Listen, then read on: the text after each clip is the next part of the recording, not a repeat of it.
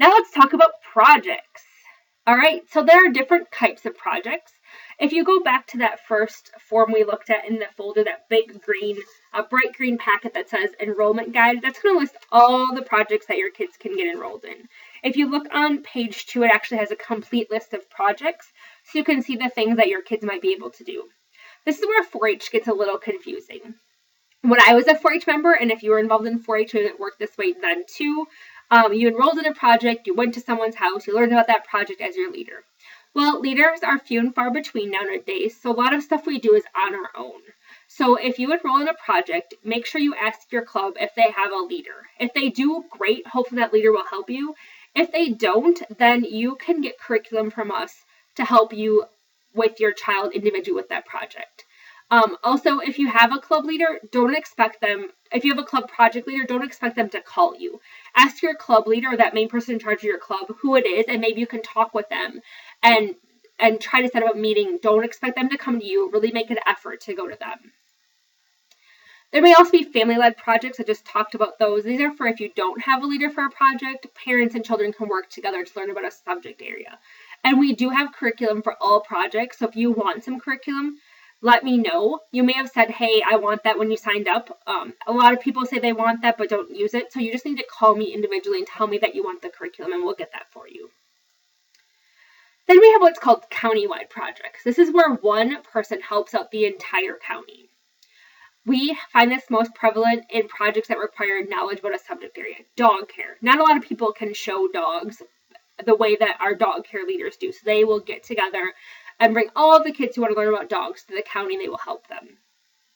So this is where you might get a little confused. If your club has a project leader, like let's say that your club has a poultry leader, someone to help you with your chickens. Well, we also have a countywide poultry project. You do not have to come to the countywide meetings if you don't want to. It's just an option to learn more. You can do stuff with your club. The only exception for this is shooting sports. Shooting sports is mandated by nationally. One of the things that actually is mandated that it's done at a county level with specially certified leaders. So if you want to get involved in archery or 22 rifle or anything like that, it has to be done at the county level. If none of these options work for you and you're really looking for someone to help your kid crochet or cake decorate or lead a computer project, we can always share leaders among clubs. So just give me a call and say, hey, Sarah, I'm looking for a crocheting leader, and I'll see who's enrolled, give you their name and phone number, and hopefully you can get in contact with them and they can help your child to learn that skill, whatever that skill may be. I also want to talk about projects versus exhibits. I'm guessing a lot of you have been to the Jefferson County Fair and you've seen all the 4-H stuff there, which is great. However, just know that hopefully you enroll in a project because you want to learn more about that subject, not because you want to exhibit something at the fair.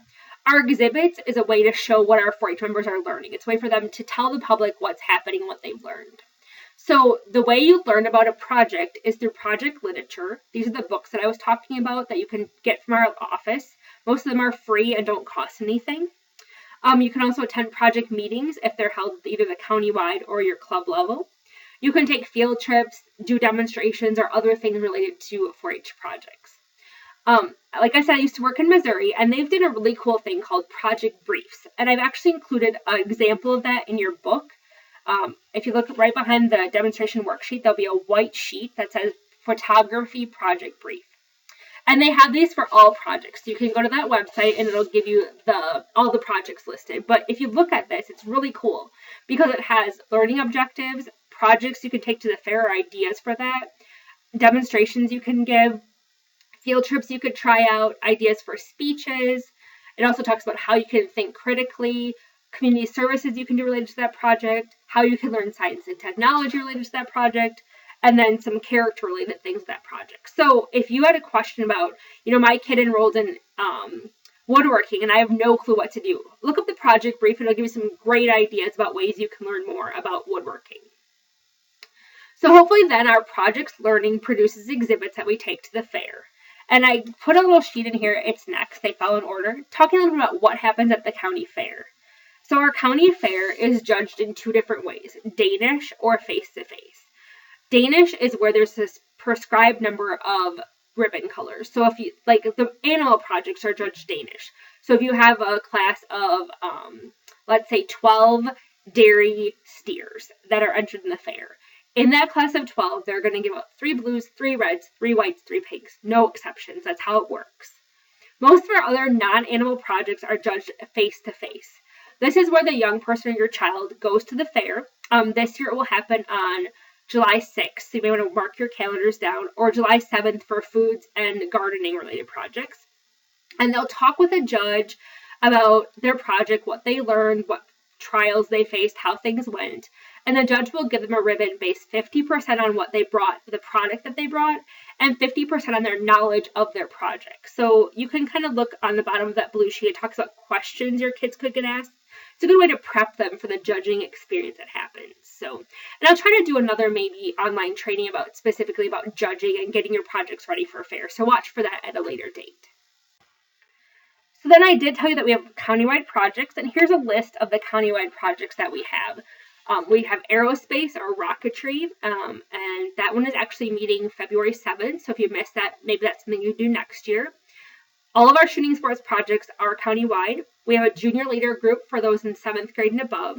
Our natural sciences does some countywide activities, and those projects are listed there. Entomology, which is bugs, environment, fishing, hiking, and outdoor adventures. Robotics, horse, goats, photography, poultry, rabbits, dogs, meat judging, and then our meat animal projects, which are anybody who's going to sell an animal in beef, sheep, or swine at the fair. Of course, if you have a skill you want to add to here, we're always looking for new countywide project leaders, and we'll tell you a little bit more in a second about where you can find that information. Here we go. Where do you get your information? The next slide. So I like to call the newsletter the 4-H Bible. You should either be getting that via email or in actual mail every month. So if you look, it's the next thing in your packet. Depending on when you picked up your packet, will depend on what color this is. I know the February newsletter was purple, so if you pick this up between February and March, you're going to have a purple newsletter. If you look at the newsletter, what I like to do is divide it into sections. So what I feel is most important is going to be on the front page. So right now, the visioning session is on there, so you can read about that. I'm actually looking at the January newsletter, so my things may be a little bit different. So, but the newsletter then has sections like general news. That's for anybody and everybody who wants to read. Leader news, that would be more for adults or parents. The Fair Park puts news in about what's going on there. So if there's things coming up about the fair, you can read it there. Special emphasis, we'll talk about that in a second. Older members is for youth in 7th grade and above. There may be scholarships, trips, things like that are there. And then there's a project news section, which divides our projects up and tells you about what's going on with each project. So you can look there and see, maybe you want to get involved with the project, maybe you already are and you want to make sure that you don't miss anything, so watch that project section.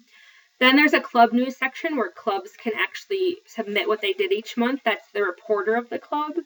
Then there's the project meeting calendar. And I told you before, I tell you where to find out if there's meetings for countywide projects, and this is going to be the section. They're listed in alphabetical order, and it's going to have any meeting that's coming up in the next month for that project. So the January newsletter listed all the January and some February dates.